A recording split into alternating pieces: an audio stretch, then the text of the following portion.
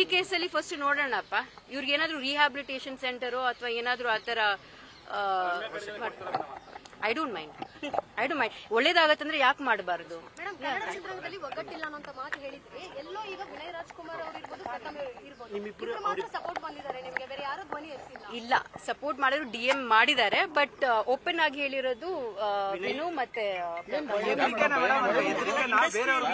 Of course because ಅವ್ರ movie effect ಆಗುತ್ತೆ. ಇವರೆಲ್ಲ ಇಂಡಸ್ಟ್ರಿ ತುಂಬಾ ವರ್ಷಗಳಿಂದ ನೋಡ್ಕೊಂಡು ದೊಡ್ಡ ಮಟ್ಟದಲ್ಲಿ ಇದ್ದಾಗ ಯಾಕೆ ಈ ತರ ಸಮಸ್ಯೆ ಆದಾಗ ಎಲ್ಲ ಸೆಲೆಬ್ರಿಟಿಗಳು ಯಾಕೆ ಒಂದಾಗಲ್ಲ? ಒಂದು ಸಮಸ್ಯೆ ಆಗ್ಬೇಕು, ಇವ್ರೆ ಆಗ್ಬೇಕು. ಅದ್ ಯಾಕೆ ಆಗಲ್ಲ ಅಂತ ನಾನು ಹೇಳಕ್ ಆಗಲ್ಲ, ಬಟ್ ಐ ಥಿಂಕ್ ದಟ್ ಅವರೆಲ್ಲ ಎದುರ್ಕೊಂಡಿದ್ದಾರೋ ಏನೋ, ಬಿಕಾಸ್ ಇದೆಲ್ಲ ಟಾರ್ಗೆಟ್ ಆಗುತ್ತೆ, ಈ ಫ್ಯಾನ್ ವರ್ಸ್ ಆಗುತ್ತೆ. ಕೆಲವ್ರು ಅನ್ಕೊಂಡ್ಬಿಟ್ಟಿದ್ದಾರೆ ಸೈಲೆನ್ಸ್ ಇಸ್ ಬೆಸ್ಟ್ ಅಂತ ಸುಮ್ನೆ, ಬಟ್ ನೀವು ಸುಮ್ಮನಿದ್ದಕ್ಕೇನೆ ಇದೆಲ್ಲ ಇಷ್ಟೆಲ್ಲ ನಡೀತಾ ಇದೆ. ಇನ್ನು ಎಷ್ಟು ಮಟ್ಟಕ್ಕೆ ಹೋಗ್ಬೇಕು ಅನ್ಕೊಂಡಿದ್ದೀರಾ ನೀವೆಲ್ಲ? ಐ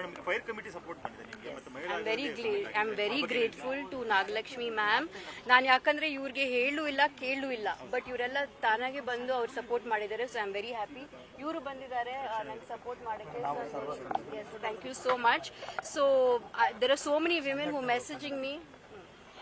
ತುಂಬಾ ಜನ ನಂಗೆ ಮೆಸೇಜ್ ಮಾಡಿ ಸಪೋರ್ಟ್ ಮಾಡಿದ್ರು. So I am very grateful for it. But ನನಗೆ ಯಾರು ಸಪೋರ್ಟ್ ಮಾಡದಿದ್ರು ಪರವಾಗಿಲ್ಲ, ನಿಮ್ಗೆ ಗೊತ್ತು ಎಲ್ರಿಗೂ, I will fight alone, no problem. News first, ನಿರ್ಭೀತಿಯಿಂದ ನಿಮ್ಮ ಪರವಾಗಿ.